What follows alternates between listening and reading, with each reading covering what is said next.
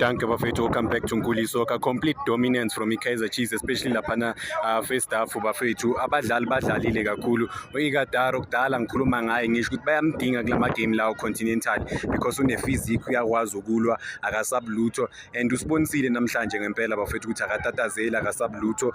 Ucreate dala bafethu hold amabhola alwa ngempela azibonisa ukuthi uyadeserve ukudlalela i-Kaizer Chiefs.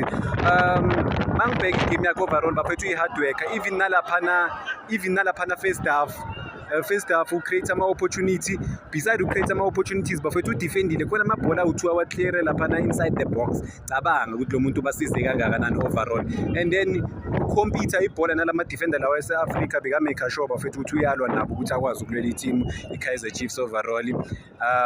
Ulilepo uzamile naye simbonile ukuthi ukorile laphana, good for him. Unfortunately-ke uphume nge-injury ulokhunjana mduduzisha uVilakazi. What a performance from uVilakazi bafethu. Kudala sikhuluma ngalento leyo ukuthi i-connection between uVilakazi noShabalala bafethu important kakhulu, so bangayi-underestimate. Ama-fans kudala asho ukuthi dlalisana uVilakazi bafethu, lo muntu lo super creative.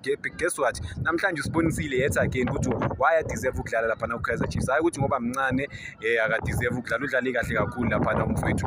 3 goals first half, they made sure ukuthi they buried the game. Even second half bafaka uModi laphana.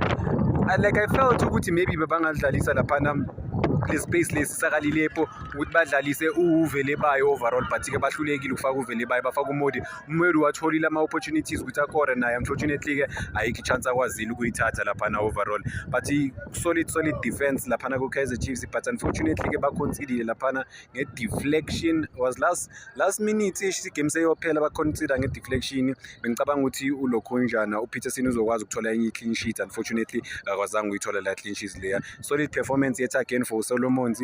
I think into ebalulekile overall kule game lena bafethu ukuthi Solomons baya understand ukuthi nabanye abantu ba create ama opportunities overall. Abanye bomu Thabiso Munyane bayabuya from injury, so kumele ngempela bamisele overall igame yabo. So everyone odlalile bafethu, they really up their game. One of the biggest performers laphana egamini I would say uNjabulo Ngcobo. Udlale kahle kakhulu bafethu uNgcobo. I mean contribution yakhe laphana ku-Kaizer Chiefs dictator i-tempo of the game, controller i-game, azange athuke.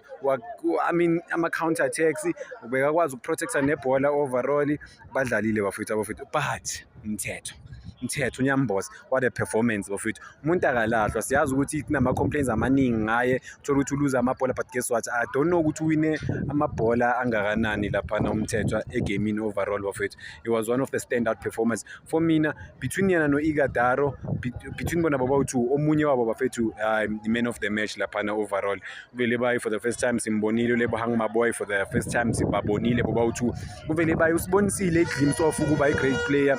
I mean ispeed sakhe exciting ke, waqala enye i-counter attacks laphana wabashiya, awakwazi ukudlala ibhola. Unfortunately ke-side la kaModi isikhathi esiningi uModi bafethu undecided. Mawuzoyibheka i-game model yakhe overall undecided laphana the way adlala ngakhona.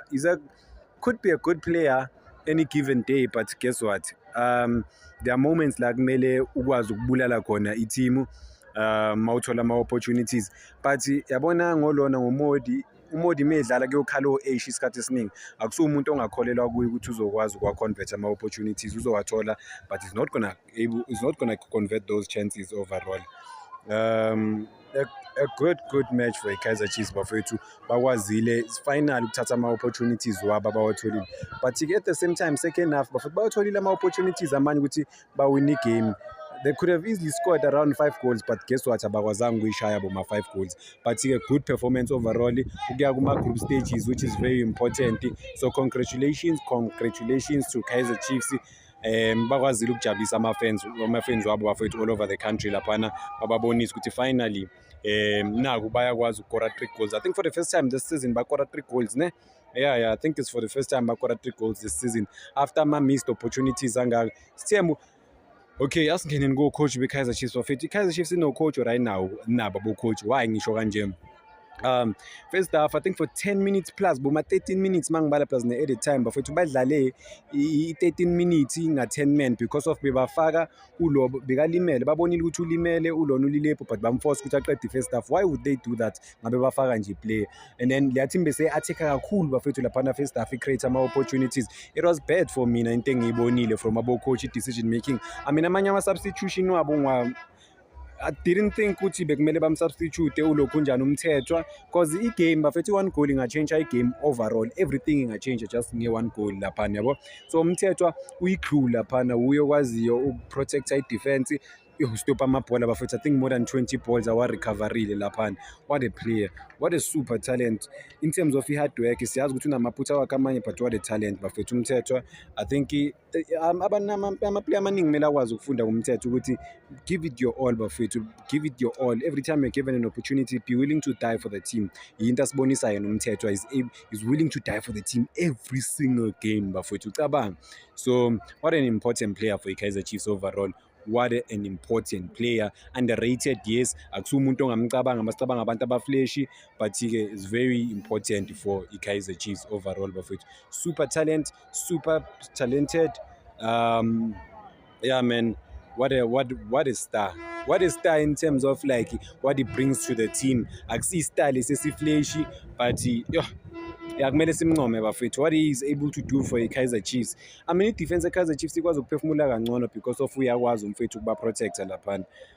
uSolomons njengoba bengikhulumile ngaye bafethu ngisho ukuthi umake sure ukuthi uperforma serious because uyazi ukuthi umfethu laphana uThabiso Munyane uyabuya but this creates a healthy competition because nabanye abadlali bayabonisa noma bayabonakalisa bafethu ukuthi bayafuna ngempela ukuperforma for i-Kaizer Chiefs overall laphana.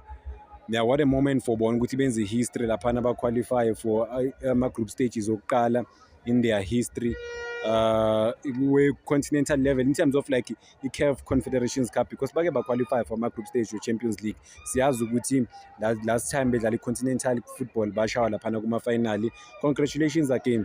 Coach ngiyabadoubt abafethu o-coach decision making engiyibhekayo ngiyabadoubt abo-coach bafethu but uGeja yet again uGeja inkinga ye-Kaizer Chiefs bafethu njengoba ngisho ukuthi ngabe bakore boma 5 goals kalula labantu laba but hayi uGeja bayageja bafethu kusho ukuthi lesilwane sabo noma idemon labo still sabalandela even namanje but yeah I mean yeah sobona ukuthi bazodlala kanjani ku-continental level but I think i-step esi-right ukuthi ba-qualify for ama-group stages and then they will take things from there kancane kancane bangatatazeli bangajahi maningi ama-player-ke kusho ukuthi ama-player amaningi azokwazi ukuthola ama-opportunities ukuthi adlale.